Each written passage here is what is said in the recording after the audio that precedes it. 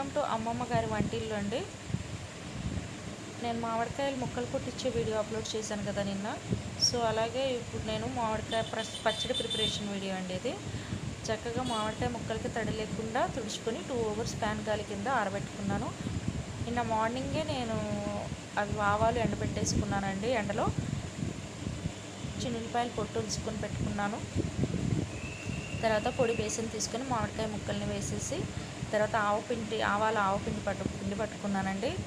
కొంచెం పసుపు, కారం, మెంతులు, చిన్నులపాయలు, ఆవపిండి, ఉప్పు వేసి బాగా కలుపుకున్నాక 2 లీటర్స్ ఆయిల్ అయితే పట్టిందండి. వేరుశనగ నూనె వేసాను, పల్లి నూనె పచ్చితే.